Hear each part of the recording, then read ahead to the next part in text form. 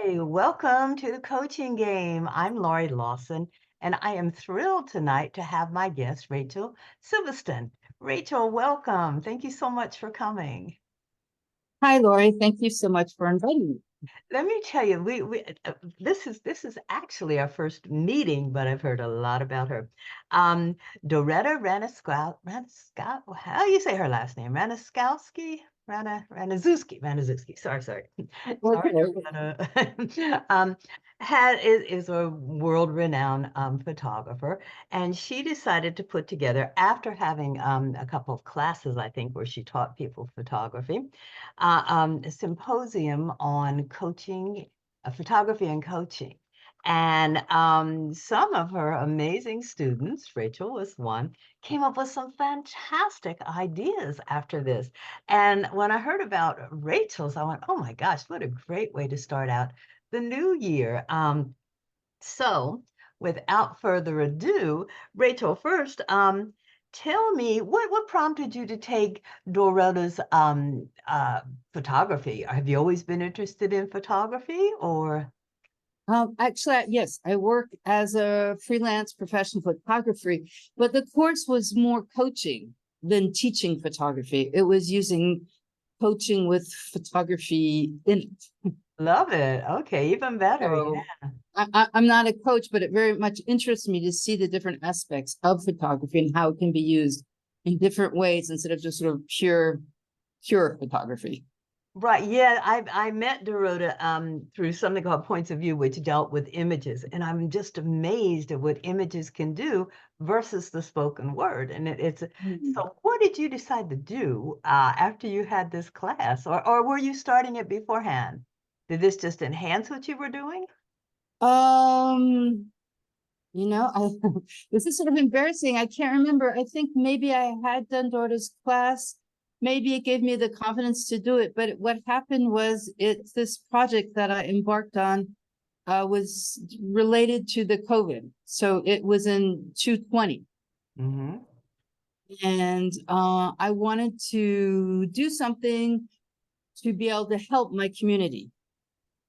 And I was looking for ways to do that. And I didn't have a whole lot of medical skills or things like that. So I decided I would use something that I knew how to do, and that was photography. And Fantastic. that's how So it tell us started. where your community is. Where are you? Okay, I live in Switzerland, and I live near a city called Lausanne, but the village, I live in a village, it's got about 1,600 people in it. So a small village where you can walk everywhere. Oh, beautiful, beautiful.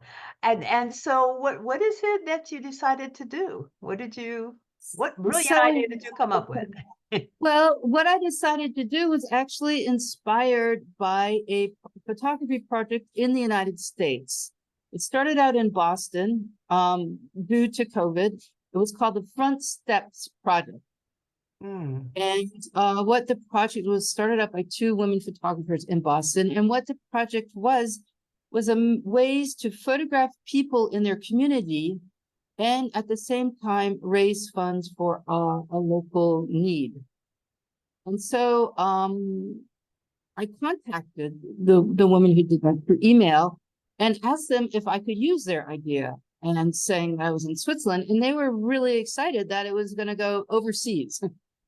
And so they yeah, said, yes, go ahead. And so I sort of based my idea on what they were doing, which means that I went around my village asking people if they would like to have their picture taken and that they would receive a photograph, a digital file of them or their family. And if they in return for that, if they could contribute something to the local hospital in the city of Lausanne, which was setting up a special COVID fund at that time. So there's so many extra needs. And so it took a while to get started. I mean, this was the beginning of COVID. It was in March, so people were very wary and some people said they'd already done things, but even so, it started to take off. I was putting little flyers in mailboxes and asking friends. And so the idea is, in the States, it was called the Front Step Project because in the United States, everybody basically has a front step. But in Switzerland, they don't. Buildings aren't built the same way. So I I'm in New changed. York City. I don't have a front step, You so know, right. And people in New York City don't. So I don't know what they did in New York City, actually. I'm sure that project was working there. I'm Um, sure, yeah. but so I also changed the name because this is I live in a French speaking area. So the name of my project became Projet sans sortir. And it's an actual play on words in French. It means the do not go out project. And it also means, if you pronounce it, it means the project that will, how can I translate this? It means the project that you're going to make it through this. So it had a double meaning to it. Oh, beautiful. Well, I want to ask you about the execution because I well remember the pandemic, and I'm not sure how it went in Switzerland, but we weren't talking to anybody. If somebody delivered something, drop it at the door. We don't want to see you. How on earth did you get through to people in a small town, and convince them? I know your flyers, that was good. But that's no contact. But how did you do that? Well, really through flyers for walking around. So in Switzerland, we weren't as people were allowed to go out of their houses and walk around. Hmm. So I could keep my distance and talk to people. And I explained the purpose of the project and that I would be photographing them from a distance. So we weren't in direct contact. Great, great.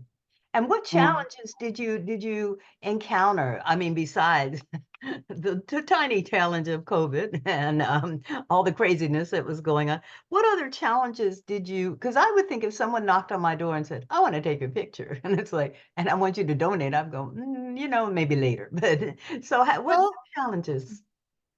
there was some of that. See, I had the idea that this was such a great idea that everybody's going to say yes, and I'd be having hundreds of pictures, and I would be so booked. Of course, it didn't quite go that way. So, it just was very slow. So if I asked one neighbor, then the neighbor maybe would ask to somebody else. People were still going into the stores and things like that. It wasn't as strict. In the United States and other countries, but we were at a distance. And before So this all happened, what did you think was going to happen? I mean, what was your mission? What was your goal? my goal was to participate in some way to help the general society. So because everything was shut down, shut off, and you were supposed to stay at your house, and I felt very helpless. And Yeah. so, because photography to me, because I really like taking portraits, it's so much of connecting with people when you take their picture that when I read about the project on internet, when I was sort of thinking, what can I do? Then it seemed like a perfect way to show people that they were there, that people are still there. It felt like everybody was hiding in a way, We were. and Yeah. well, we were, but in another way, hiding from what? I mean, it was very exaggerated, and it was a very fearful type time. What was going to happen, and things like that. And it just felt that this was something that I could be active in, and by asking people to donate whatever sum they wanted, it was sort of a win-win situation for them. Amazing. And so what happened after you got it was slow, you said, and you got a few Yes. people to agree. So take us from there. What happened after that? After that, I worked on it for about 2 months, you know, and I also we had a Facebook account set up. And so each time I would take a picture, I would post it on the Facebook. We had a Projet Sans Sortir Facebook page. Hmm. And I would put the people's picture on it. So that also helped. They might have, told other people in the village to take a look at this. It was a way of also showing people that we were there, that this village still existed and Yeah. things like that. And I also asked them if they wanted to make a little quotation or say something. And so people said whatever they wanted. Some people said, well, I'm thinking of my family, or we'll get through this, or, whatever. There were different things. So that went onto the page. And that was that. And I collected a fair amount of money, about over 5,000 US dollars. Wow. And so I donated that to the hospital. The hospital was very happy. They were writing personal letters to each person, thanking them for their donations and things. So that was really good that there was something coming back for those people. Because I guess they trusted me that I was gonna, actually, they did not donate the money directly to me. They had a link, and Hmm. it was a hospital link. And so they linked onto that. So it wasn't like I was going to take off to Hawaii.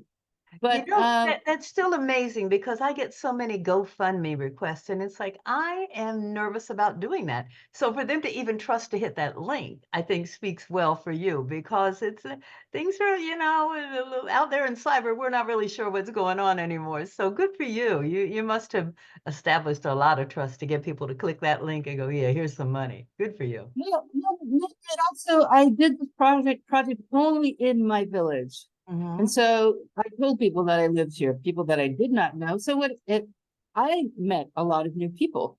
It was very interesting in that way. And so I think that made it more important to people to have that link. They know that I came from this village. I was been living here for many years, and I only did it in this village, and I only walked around with my camera and my sort of little equipment for taking the pictures. And how many pictures did you take, do you think? Do you know? I ended up taking about 60 shots because some of them were one people, some of them were families. Some people were on their balconies and things like that. So some people were just sort of in the front of their yards and things. That's Amazing. 60. And is there a collection? Is there, I mean, you said you had a Facebook page. Is there a place where people could go and see that? I don't know if that Facebook page is still up. I have Oh, no okay. idea. I mean, it's been a couple years now. But actually, what happened, this is the second part of the project, and this part was a surprise. Since I actually had that 60 portraits of people, somebody said to me, well, what are you going to do with all those pictures? I said, well, we've served our purpose. And they said, well, why don't you do a show? I said, oh, maybe that's a good idea. And so I went to our local village council, and I suggested, I said, I've got a lot of portraits. Would you like to help me do a show? Um, and so they met and they talked and they talked and they said, sure, we have this little room and you could, make prints and put them up there. And I said, well, that's very thoughtful and nice of you. But if we're going to do something, we need to do it big. And we need to put the pictures outside because this is COVID, so people Oh my can see gosh. them. So they agreed to pay for the cost, basically.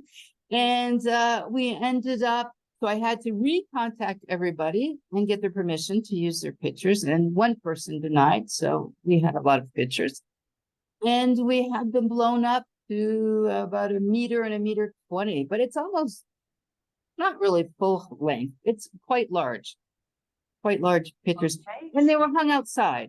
So a group of people got together and we hung them outside, and they were black and white prints. And so they were hung all over the village in the summer.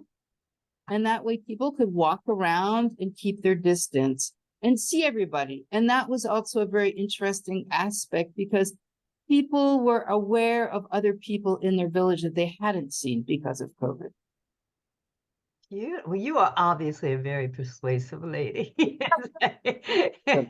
Were you aware you had that talent? Because you obviously have it. No, I'm not, but maybe I just get focused. Yes, what a great focus. I've always said, and I continue to say, even though, I mean, New York City was hit so tremendously badly, Mm, mm. that there were blessings to the pandemic for sure.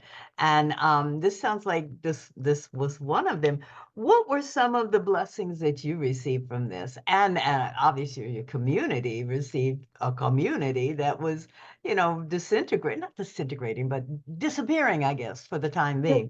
Well, the ties had been sort of cut by people. What I received was a feeling of satisfaction of actually doing something that was useful during that period.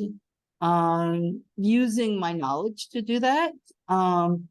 Making what I think were kind of beautiful, unique portraits of people during that time outdoors.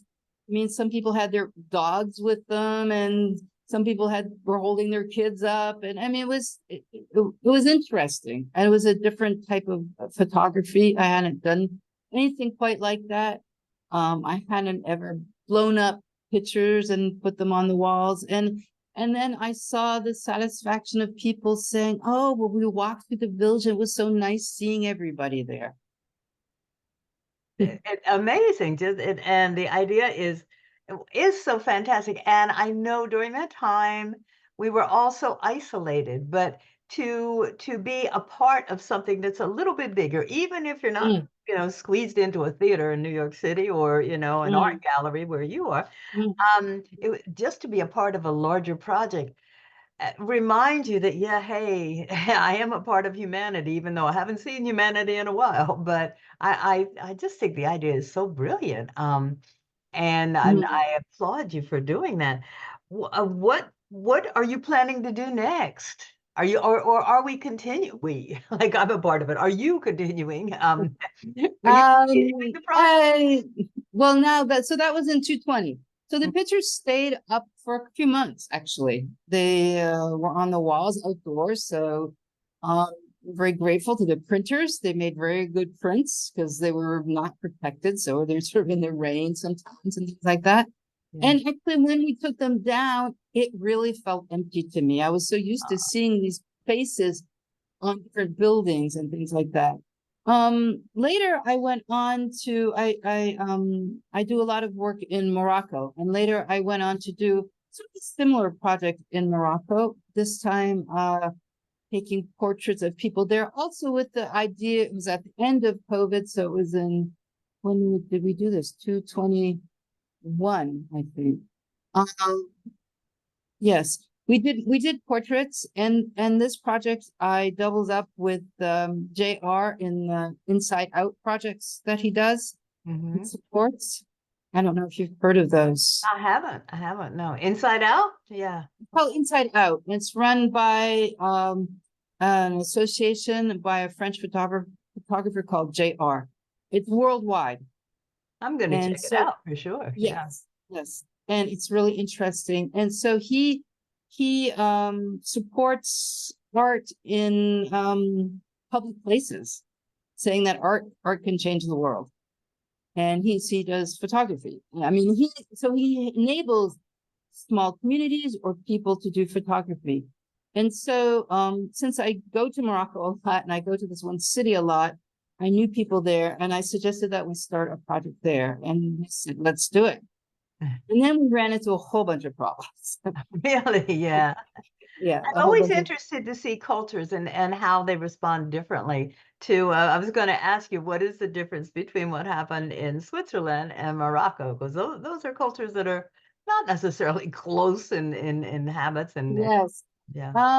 What happened was I really wanted to, so like I did in my village, I photographed people who were just anybody on the streets or in their homes or who contacted me because they had found out I was doing this project and wanted to participate. In Morocco, it turns out that we needed police approval to take pictures on the street, that we could not just stop somebody and say, would you like to participate in this project? And the project there was not to ask for money. It was just to ask to participate and have your picture taken. And then to have these pictures posted onto a surface. They would be glued onto a surface, a public surface there. And so because we could not get the correct permission, we had to sort of hide the part about taking pictures. And so I was in spaces where we photographed associations and things like that. There's lots of groups, community groups there. Mhm. And so we contacted them, and then the people who wanted to participate could. So I felt that it was a little bit biased. I wanted to have anybody and everybody sort of. Yeah. But we Every did, man, we so did to get, speak. Yeah, yeah. yes, we did get a lot of people. And then we ran into the problem of we could not get permission to glue the pictures onto the walls, which is the way that JR does his projects. because that's the cheapest way to do it, actually. And so we had to glue them onto another surface and then hang them, and that made it very complicated technically. So it did happen, and there's about 80 portraits that went up on a wall. And then we had some problems from some women in an association that had agreed to the pictures, but even though it was very well explained, they said that they didn't understand it afterwards. And they wanted me to take their pictures down, and I couldn't because they were glued onto another surface. And so there was a little bit of a dramatic thing going on there where I was supposed to Wow. take them You know down. what? You know I love that story because it's like it sounds like it was easy and so welcome in Switzerland in your small village, and yet it was like you had to overcome obstacles, and it wasn't quite that easy in Morocco. But you did Um, 80 pictures. Is that what you said? That's yes, yeah, amazing. That's amazing. yes. I think we actually had over, I think we hit 100, but we've got 80 printed. Wow. So it's like it doesn't always mean that just because your heart is good and your mission is beneficial to many that it's going to go easy. But it sounds like you Right. you hung in there. Have you tried this anywhere else? No, I Oh, haven't. do you have any That, plans, or did you, or you taking a break? I would love to work on more kind of social art like that. I don't have any plans, but if anybody wants to work on a project, I'd love to work on it with them. Oh There's my so gosh. many ideas that you can do. I was And just going to say, did this coaching photography course that you took with Dorota, did that inspire you, or have you always used your photography in a unique way? um, I'm sure that the course inspired me. But it wasn't directly related to that. The way that coaching and photography is so interesting, I find maybe on a more sort of one-to-one basis with somebody where you can really look at a picture together or pictures that they're bringing together and then sort of delve into those. So but it's still a way of connecting. What really comes out of taking these kind of pictures and having them published in public spaces. I'm all for public art. I believe that art should Yeah. be for everybody, and people should be able to appreciate it in any way. And even though museums are amazing, and I have nothing against museums, I am very, very much a fan of public art, outdoor art. I think we knew that. I Well, don't think you yes, kept that a secret. Yeah. no, I guess not. But No, and so no, go ahead. well, it's a way to connect. It's a really amazing way to connect.